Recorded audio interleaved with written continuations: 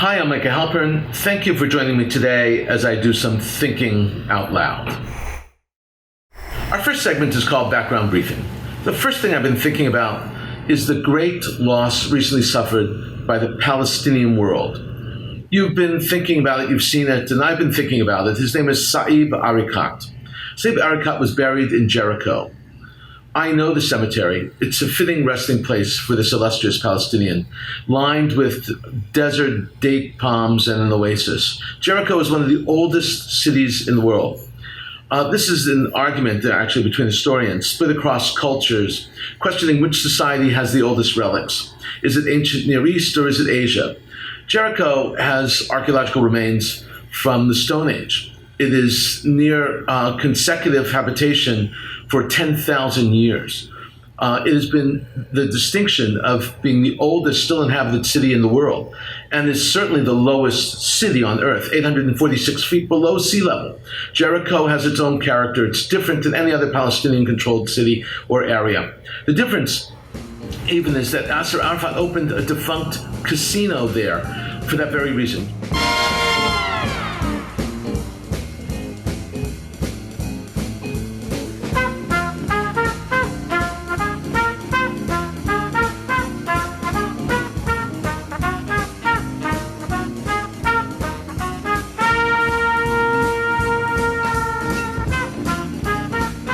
Jericho has class, it has style, it has grandeur.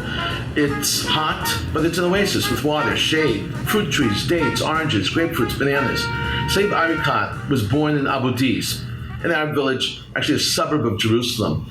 But he called Jericho his home. The legacy of Jericho played an important role in Erekat's character. Jericho is a tourist town. Most of them are Christian pilgrim tourists. Everyone in Jericho speaks many languages, and they speak them fluently. They understand that there are cultures and traditions. The city is imbued with fundamental respect for others. Erekat was one of the most recognized figures in the Palestinian media world. He was 65 years old when he succumbed to COVID. His burial, in a quirky way, resonates itself into our lives. It coincided exactly into the 16th anniversary of Yasser Arafat's death.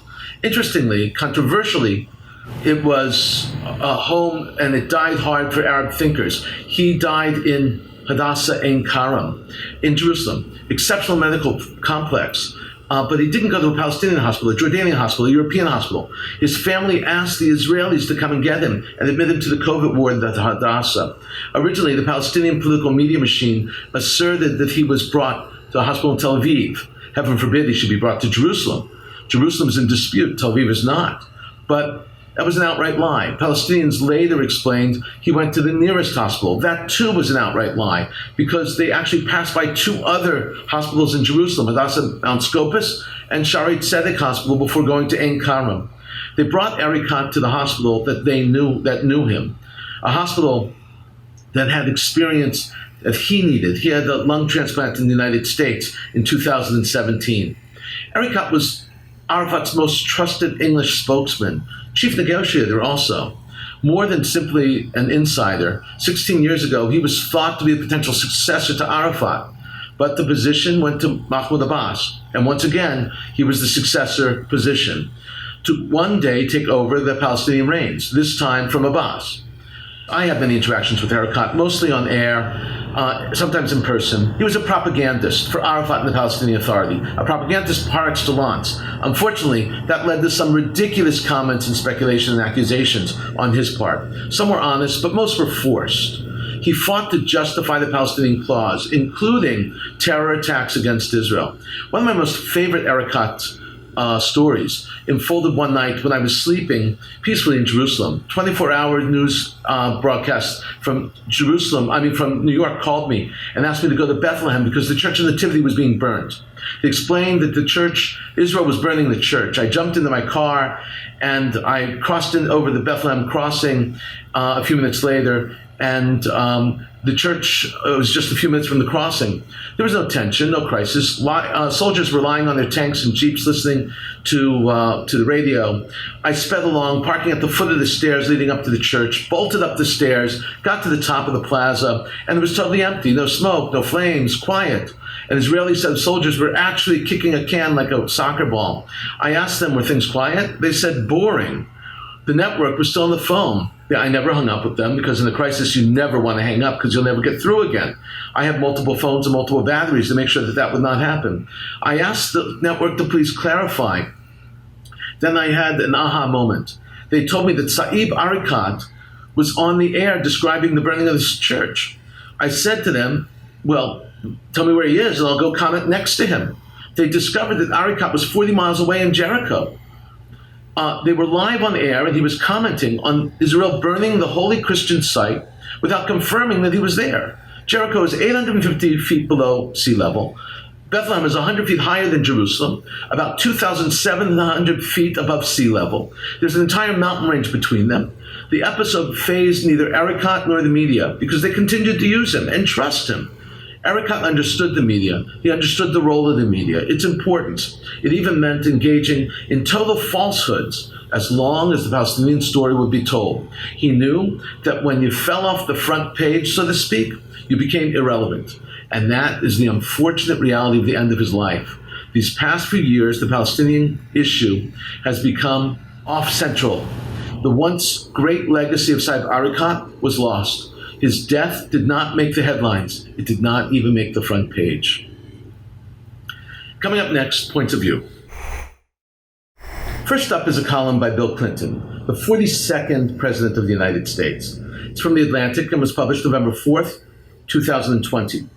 Clinton wrote this piece in memory of Yitzhak Rabin and was published on the 25th anniversary of Rabin's assassination. It's a personal piece and it says a lot about both Clinton and Rabin. Just to remind you, the Rabin assassination was devastating to Israel. The tensions were so raw. The situation was close to civil war. The hatred, real hatred between religious and secular Israelis was tangible. Israel changed because of the assassination. Israel became a place that most of us never thought she would become or could become. A place where one Jew, one Israeli, would murder another Jew, another Israeli, specifically the prime minister, because of a difference of political opinion. The piece is entitled Yitzhak Rabin and the Case for Courage. It's subtitled, Today, on the 25th anniversary of his death, I honor the friend I loved. This is how Clinton begins.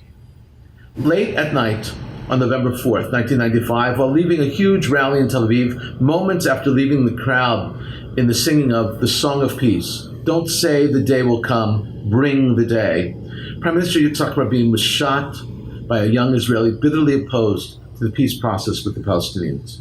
Although Rabin and I worked together for less than 3 years, we built a close working relationship and a deep friendship. Yitzhak possessed a rare combination of gifts that made him remarkable and well-suited for the moment.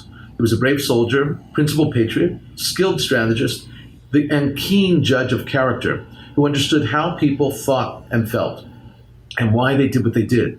He grew into a masterful political leader, able to navigate diplomatic negotiations and domestic politics, including an extreme opposition wing that slandered and attempted to delegitimize him. Now Clinton quotes Rabin. He quoted from Rabin's speech delivered in September 1993 on the occasion of the signing of the Declaration of Principles on the White House lawn. The signees were Yitzhak Rabin, Yasser Arafat, and Bill Clinton. This is the quote. We have come to try to put an end to the hostilities so that our children, our children's children, will no longer experience the painful cost of war, violence, and terror. We are destined to live together on the same soil, in the same land. We, like you, are people who want to build a home, plant a tree, to love, live side by side with you in dignity and affinity as human beings, as free men. Now Clinton lends his own insight, explaining that given the new normalization agreements between Israel and some Arab countries, he is feeling hopeful. Clinton writes, every Israeli leader I have known, beginning with Rabin, wanted peace with Israel's neighbors. In that sense, we should be encouraged by the recent agreements Israel reached with the United Arab Emirates and Bahrain. The current Israeli government seems to hope that the PLO will someday be willing to trade its claims to land and statehood for money and some form of autonomy. The Palestinian President Mahmoud Abbas and the PLO leadership have rejected that. Clinton concludes now, by bringing the discussion back to Rabin's dream and asking people to return to his path. Then, of course, he writes that phrase that made him famous, Shalom Chaver. And I quote, "While the idea of reviving a peace process may seem remote, the parties should build on the positive relationships Israel has developed with Arab states, which would reduce the risk of pursuing peace. Doing that would put a strain on the current Israeli government's long strategy of allowing the far right to prevent any territorial concessions. But a genuine agreement, if achieved, would be good for everybody." Perhaps Rabin's most enduring gift was his ability to understand the insecurities that roil every society in every age. Instead of being paralyzed by them or trying to take advantage of them, he took account of them and tried to bring everybody along. He knew the horrors of war and perpetual conflict, and they compelled him to search for peace. On this 25th anniversary of his death, I will honor the friend I love and pray that Yitzhak's blessed memory will continue to inspire those he lived and died for to go forward with vision, faith, understanding, and courage. Shalom Chaver. Next up is a column by Itamar Eichner, published on the 13th of November 2020, posted on Ynet. It's entitled, "Joe Biden Has Plans for Israel and the Middle East." Subtitled, "Analysis: The next U.S. president will likely make an effort to improve and return to the Iranian nuclear deal, resume ties and aid the Palestinian Authority, while avoiding tensions with Netanyahu that were the hallmark of the Obama era." The subtitle says it all. This is how Eichner begins. Democratic candidate Joe Biden will be the 46th president of the United States, making a new era for U.S. and for Israel. On January 20th, 2021, the term of Donald Trump comes to an end, bringing with it an end to the days in which Prime Minister Benjamin Netanyahu could travel the world with a puffed-up chest thanks to the absolute backing of the American president. Eichner predicts that Biden's presidency will not be the same as the Obama presidency. It will not be easy, but Biden will be strong on Iran, he writes.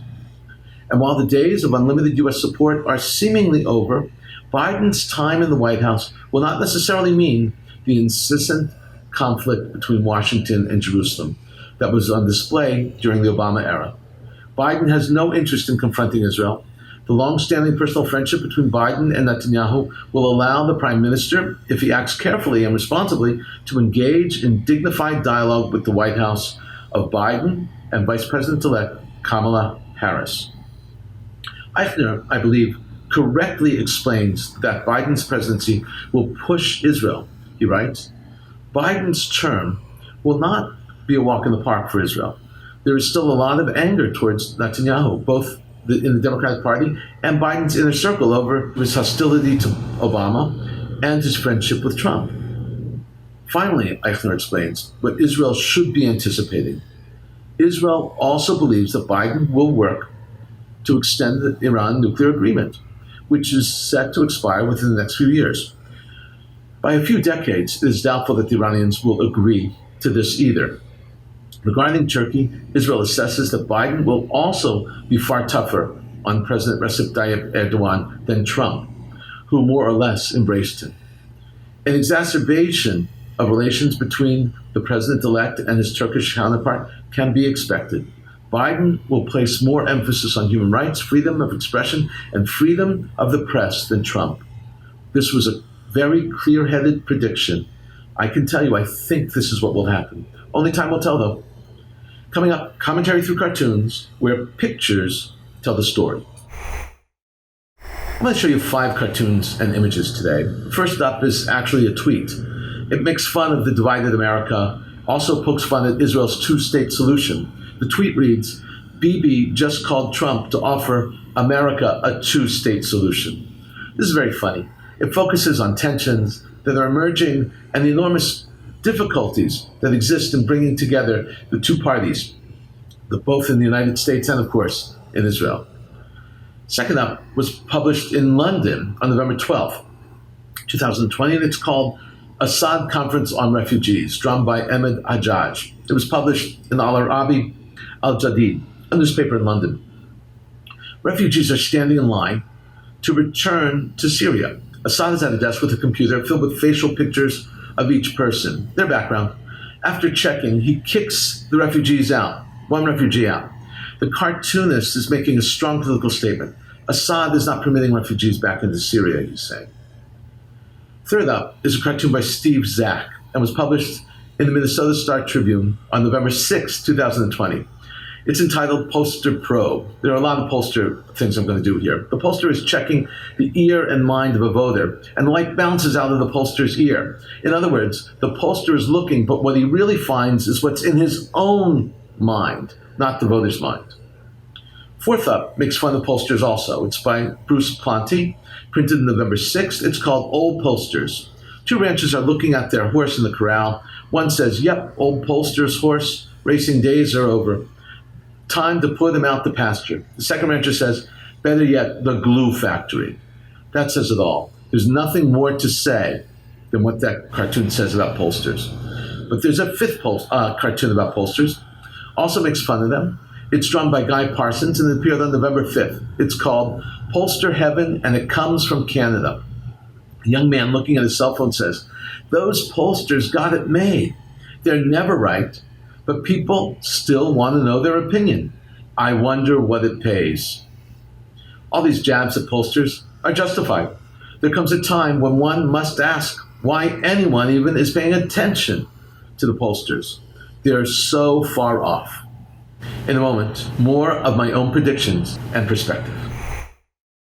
Iran is waiting and watching, very curious to see what will happen in the Biden administration. Iranian leadership is hoping for a total change of direction.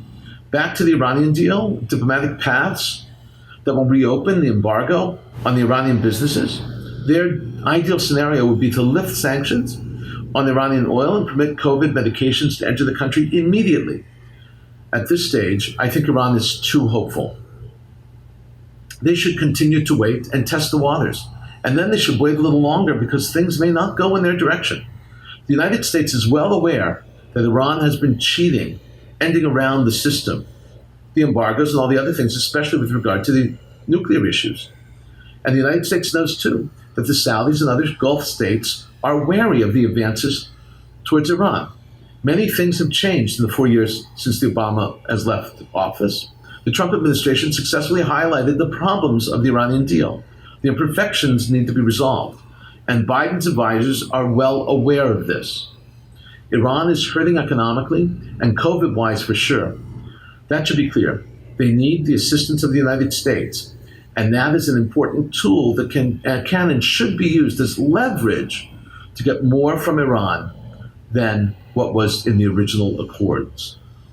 The World Health Organization, a subunit of the United Nations, spent the most recent meeting condemning Israel for health abuses against the Palestinians and the Druze of the Golan Heights. One would think they would address the crisis of COVID and the pandemic worldwide, but instead they attacked Israel for mistreating Palestinians and the Druze of the Golan and restricting treatment and access to treatment. Representatives after representative, speaker after speaker stood and condemned Israel, saying exactly the same words.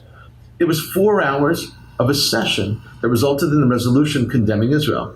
The vote was 78 in favor and 14 opposed, with 32 abstentions, and 56 countries absent. Countries that voted against Israel, that condemned Israel, know better, like France, Spain, Belgium, Switzerland, Ireland, Poland, Portugal, Japan, India, New Zealand, Luxembourg, and Monaco. Shame on you. The entire notion is a total lie, a total fabrication. Israel has tried to help keep COVID contagion down in the Palestinian Authority. This sounds strange, but the best way to do that was keeping the people from traveling. That's the most important element. Palestinians with COVID are in Israeli hospitals. It is the PA that is shunned and even prevents residents from going into Israeli hospitals. But the procedure is in place that if they need to get into the hospitals, they go. The Druze of the Golan Heights are actually Israeli citizens. They're entitled to and receive the same care of any other citizen gets. These are the most of the countries that actually voted against the resolution. The United States, Britain, Australia, Brazil, Czech Republic, Germany, Honduras, Hungary, Israel, Slovenia, Cameroon, Swaziland, and Micronesia. Good for you. Saudi King Salman bin Abdul Aziz, seldom speaks publicly these days. Running the kingdom is firmly in the hands of the Crown Prince Salman. The other day, however, the king addressed the Shura Council. This is the first time he has spoken since addressing the United Nations in September. Both presentations were given with safe video uplinks. The Shura Council is a consulting body that advises all branches of the government of Saudi Arabia. In this presentation, the king addressed the issue of Iran. The Saudi leader views Iran as a threat. It was also his topic when speaking before the General Assembly of the United Nations. He said that everyone needed to stand up to Iran. Quote, "The kingdom stresses the dangers of Iran's regional project, its interference in other countries, its fostering of terrorism, its fanning the flames of sectarianism in its efforts to possess weapons of mass destruction," unquote. Expect that this issue will drive a wedge between the new U.S. administration and the Sunni Gulf states. The promised policy of incoming Biden administration is to reach out to Iran. This is the opposite of the Saudi and Israeli objective, which is to isolate Iran. Iran is now flexing its muscles. Iranian leadership knows that the United States President-elect Biden wants to return to making deals with Iran. Should that happen, it would mean a significant weakening for the Sunni Gulf states. That's because Donald Trump will no longer be there to protect them from Iran or to lend assistance, which was the plan. So Iran is now telling Gulf states that now they are vulnerable and advising them that the best plan for them is to unite with Iran. Javad Zarif, the Iranian foreign minister, tweeted a sincere message to our neighbors. Trump's gone in 70 days, but will remain here forever. Betting on outsiders to provide security is never a good gamble. We extend our hand to our neighbors for dialogue to resolve differences. He wrote in this tweet in English and in Arabic. The tweet was announced on the website and the broadcast on all the media outlets. It was like a mafia family offering peace, or else Iran has become emboldened by the Biden victory. It is new diplomatic chess game, no question about it. We have to wait and watch. We've been thinking out loud about a lot today. Now that you know what I've been thinking, let me know what you're thinking. Email me at micah@jbstv.org. Tweet me at Micah Halpern. Tell me what you think. Before we end, let me leave you with one piquante piece of information. We spoke about pollsters and we made fun of them. In Hebrew, a poll is called a seker.